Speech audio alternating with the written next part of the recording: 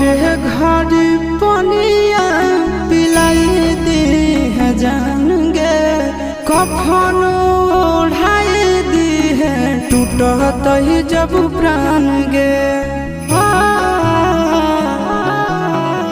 मोरे घर पनिया पिलाई दी है जान गे, कफन ओढ़ाई दी है टूटत ही जब प्राण गे।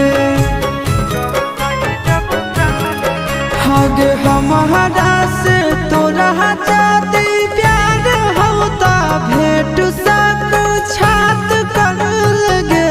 हगे सोनाया रावा हो भरती पाटनवा में आके